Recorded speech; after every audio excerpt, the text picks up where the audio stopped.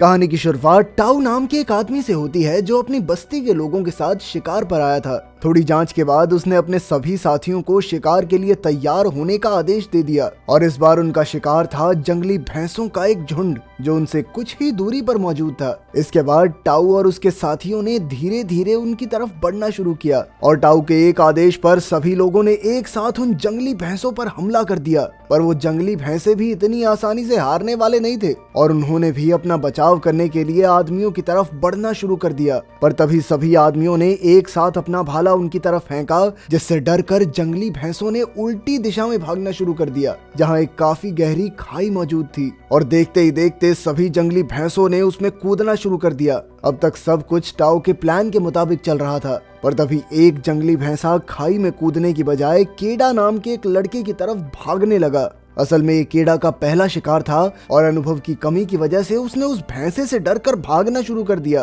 पर भैंसे ने पीछे से आकर उसे टक्कर मार दी, जिसके बाद वो जमीन पर जा गिरा। पर वो भैंसा भी इतना करने से रुका नहीं, वो एक बार फिर से घूमकर केडा की तरफ भागने लगा और इस बार वो उसे उठाकर सीधा खाई की तरफ भागने लगा। टाउ ने पीछे से उस जंगली भैंसे पर हमला तो किया, पर पेट में भाला लगने के बावजूद भी वो जंगली भैंसा सीधा खाई में जाकर कूद गया। टाउ और उसके साथी तुरंत ही केडा को बचाने के लिए खाई की तरफ भागे, पर उन्होंने वहां जाकर देखा कि केडा एक पत्थर के सहारे लटका हुआ था। पर वो ज्यादा देर तक पत्थर को पकड़ नहीं पाया और जल्द ही हाथ छूटने की वजह से नीचे गिर गया। पर किस्मत से केडा सीधा खाई में नहीं गिरा, बल्कि वो एक बड़ी सी चट्टान पर जाकर बेहोश हो गया था। असल में केडा टाउ का बेटा था और इसीलिए टाउ नीचे जाकर केडा को बचाना चाहता था, पर उसके साथियों ने उसे ऐसा करने से रोक दिया। थोड़ी देर बाद रात भी हो गई, पर टाउ को अब भी विश्वास था कि शायद उसका बेटा बच सकता है, इसीलिए वो अब भी वहीं बैठकर केडा को आवाज लगा रहा था। पर बस्ती का मुखिया होने की वजह से वो ज्यादा दिन तक वहां नहीं रुक सकता था,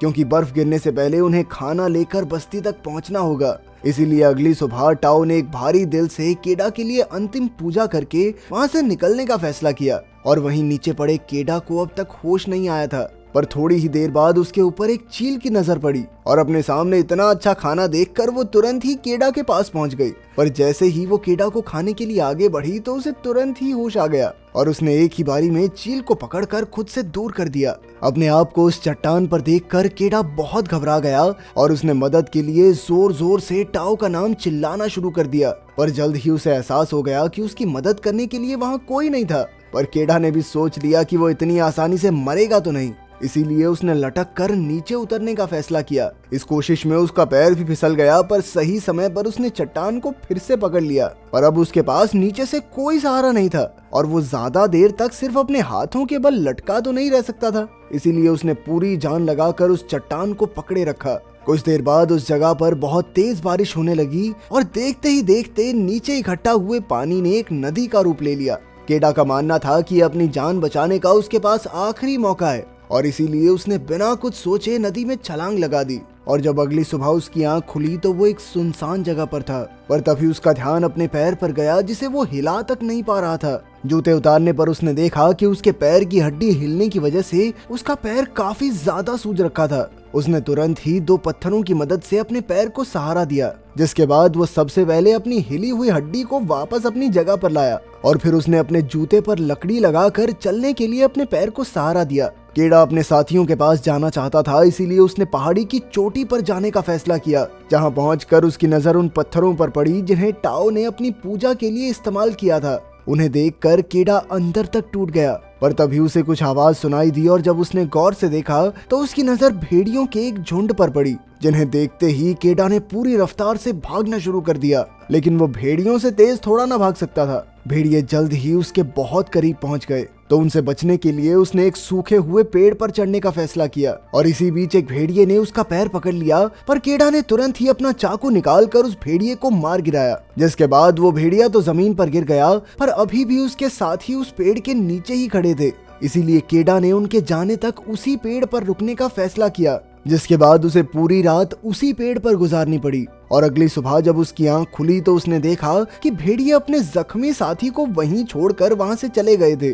केडा ने सबसे पहले अपने चाकू को एक लकड़ी से बांधकर अपने लिए एक हथियार बनाया, जिसके बाद वो जख्मी भेड़िए को मारने के लिए उसके पास गया। लेकिन उसे ऐसी जख्मी हालत में देखकर केडा का दिल पिघल गया और उसने इस भेड़िए की जान को बख्शने का मन बना लिया। जिसके बाद उसने अपनी सुरक्षा के लिए सबसे पहले एक रस्सी की मदद से भेड़िए का मुंह बांधा और फिर उसे अपने कंधे पर उठाकर एक गुफा की ओर चल दिया, जहां पर उन्होंने जैसे तैसे रात काटी। अगली सुबह केडा कुछ जड़ी बूटियां तोड़कर अपनी चोट पर लगा ही रहा था कि तभी भेड़िए ने अपने मुंह पर बंधी रस्सी खोल दी।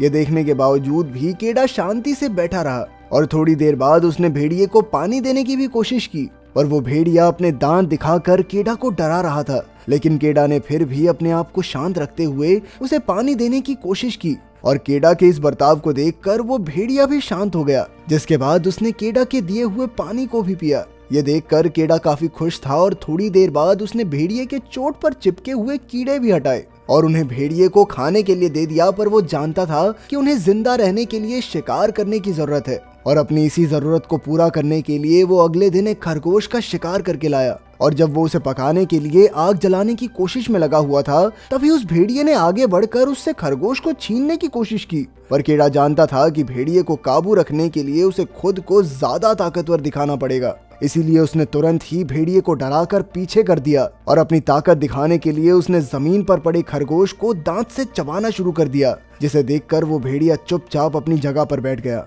उस रात केडा ने कई दिन बाद खाना खाया और वहीं दूसरी तरफ वो भेड़िया चुपचाप बैठकर केडा को देख रहा था। थोड़ी देर बाद केडा ने उसे भी खाना दे दिया, पर उसने बाद भेड़िए को साफ साफ जता दी कि उसे खाना खाने के लिए केडा की इजाजत की जरूरत है। अगले कुछ दिनों तक आराम करने के बाद केडा ने बर्फ गिरने से पहले वापस अपने घर जाने का फैसला किया, पर वो उस भेड़िए को अपने साथ नहीं ले जा सकता था। इसीलिए उसने भेड़िए से अपने परिवार को ढूंढने को कहा, लेकिन वो भेड़िया वहाँ से हिलने के लिए तैयार ही नहीं था। इसीलिए केडा ने उसे वहीं पर छोड़कर अकेले घर जाने का तय किया, पर उसके बाहर निकलते ही भेड़िए ने धीरे धीरे उसका पीछा करना शुरू कर दिया।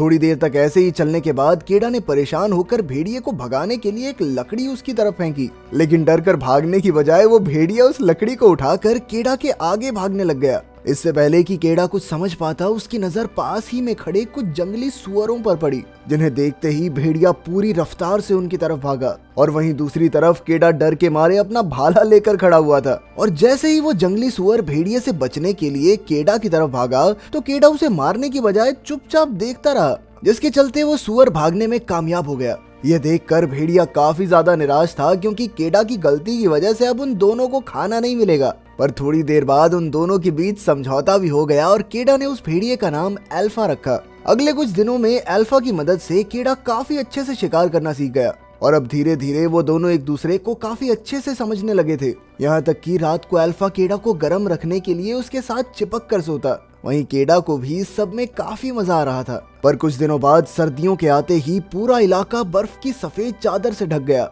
लेकिन केडा और अल्फा किसी तरह अपने लिए शिकार करते हुए धीरे धीरे आगे बढ़ रहे थे। पर एक दिन पैर के नीचे की बर्फ टूटने की वजह से केडा सीधा पानी में जाकर गिर गया और अब उसे ऊपर आने का रास्ता नहीं मिल रहा था। वहीं अल्फा भी अपने वजन से बर्फ को तोड़ने की कोशिश में लगा हुआ था, पर उसका वजन बर्फ तोड़ने के लिए काफी नहीं था। थोड़ी देर तक कोशिश करने के बाद आखिरकार केडा ने अपने चाकू की मदद से अपने लिए रास्ता बना ही लिया, जिसके बाद अल्फा की मदद से वो जैसे तैसे ऊपर आ ही गया। अगले दिन रास्ते में केडा की नजर टेंट के बाहर बैठे एक आदमी पर पड़ी, जिसे देखते ही वो खुशी से झूम उठा। पर जैसे ही वो उस आदमी के पास पहुंचा तो उसने देखा कि वो आदमी पहले ही बर्फ से जमकर मर चुका था। इसके बाद उसने टेंट के अंदर जाकर खाना ढूंढने की कोशिश की, पर कोई फायदा नहीं हुआ। केडा ये देखकर बहुत निराश हुआ, पर वो किसी भी हालत में अपने परिवार से मिलना चाहता था। इसलिए वो दोनों एक बार फिर से अपने सफर पर चल दिए। थोड़ी देर बाद उनकी नजर सामने से आ रहे एक बर्फीले तूफान पर पड़ी और चीजों को और मुश्किल बनाने के लिए उन्होंने देखा कि कुछ शिकारी कुत्ते भी उनके पीछे आ रहे थे। केडा ने अपने दिमाग का इस्तेमाल करते हुए अल्फा के साथ एक गुफा की तरफ भागना शुरू कर दिया। सामने से आ रहे तूफान और पीछे से आ रहे कुत्तों के बावजूद भी वो सही समय रहते उस गुफा के अंदर पहुंच गए। अंदर पहुंचते ही केडा और अल्फा उन कुत्तों का स्वागत करने के लिए तैयार खड़े थे। थोड़ी देर तक इंतजार करने के बाद वो समझ गए कि वो कुत्ते जरूर तूफान में फंस गए होंगे। केडा को लग रहा था कि खतरा अब टल चुका है, लेकिन अल्फा अभी भी दीवार की तरफ मुंह करके हमला करने के लिए तैयार खड़ा था और कुछ ही सेकंडों बाद उनके सामने एक काले रंग का तेंदुआ आया जिसने केडा को देखते ही उस पर हमला कर दिया। पर केडा को बचाने के लिए अल्फा उस तेंदुए के सामने आ गया, जिसके बाद उन दोनों के बीच में लड़ाई शुरू हो गई। केडा पहले तो बहुत डरा हुआ था, पर वो जानता था कि अगर उसने तेंदुए को नहीं मारा तो अल्फा का जिंदा बचना नामुमकिन है। इसीलिए अपनी सारी हिम्मत इकट्ठा करते हुए उसने एक तीर तेंदुए की तरफ छोड़ दिया, जिसके लगते ही वो तेंदुआ जमीन पर गिर गया। तेंदुए के नीचे गिरते ही केडा ने अल्फा को आवाज लगाई, जो तेंदुए के साथ ही पड़ा हुआ था। केडा के बार बार आवाज लगाने पर अल्फा ने थोड़ी देर बाद खुद को तेंदुए की पकड़ से आजाद करवा लिया। वो केडा की तरफ भागा, पर अपने जख्मों की वजह से दोबारा नीचे गिर गया। केडा जानता था कि अल्फा ने कई बार उसकी जान बचाई है, इसीलिए वो किसी भी हाल में अल्फा को अपने साथ घर ले जाना चाहता था। अगली सुबह उन दोनों ने वापस अपनी मंजिल की ओर चलना शुरू कर दिया और कुछ घंटों बाद उन्हें एक पत्थर मिला, जिस पर केडा की बस्ती का निशान बना हुआ था, जिसका मतलब था कि अब वो लोग घर से थोड़ा ही दूर थे। अब धीरे धीरे अपने जख्मों की वजह से अल्फा के कदम कमजोर होते जा रहे थे और थोड़ी देर बाद वो बेचारा नीचे गिर गया। केडा चाहता था कि अल्फा किसी भी तरह उसके साथ घर पहुंच जाए, लेकिन अल्फा के चेहरे को देखकर वो समझ गया कि अब अल्फा अपने पैरों पर नहीं चल सकता। लेकिन वो इतनी जल्दी हार मानने वाला नहीं था, इसीलिए उसने अल्फा को अपने हाथों पर उठाकर आगे बढ़ने का फैसला किया, जिसके बाद वो इसी तरह रात भर चलते रहे और अगले दिन भी उन्होंने अपनी हिम्मत के भरोसे कई सारे पहाड़ों को पार किया और आखिरकार एक जगह पर पहुंचकर केडा को अपनी बस्ती दिखाई दी। वो अल्फा को अपने हाथों में लेकर सीधा उस बस्ती के पास पहुंच गया, जहां पहुंचते ही वो नीचे गिर गया। टाओ केडा को अपने सामने जिंदा देखकर काफी हैरान था और उसने तुरंत ही अपने बेटे को पकड़ लिया और तभी केडा की माँ भी वहां पहुंच गई, जिसने अपने बेटे को दोबारा देखने की उम्मीद ही छोड़ दी थी। केडा भी अपने माता पिता को देखकर बहुत ज्यादा खुश था, पर तभी उसने अपने पिता को किसी भी हालत में अल्फा को बचाने को कहा, जिसके बाद वो बेहोश हो गया और जब उसकी आंख खुली तो उसे पता चला कि अल्फा ने कई सारे बच्चों को जन्म दिया था, जिसका मतलब ये था कि अल्फा असल में एक मादा भेड़िया थी जो अपने पूरे सफर में पेट से थी, पर इसके बावजूद भी उसने केडा का पूरा साथ दिया। ये जानने के बाद केडा के मन में अल्फा को लेकर प्यार और ज्यादा बढ़ गया। अगर वीडियो पसंद आई तो लाइक कर देना, चैनल को सब्सक्राइब कर देना। मिलते हैं अगली वीडियो में।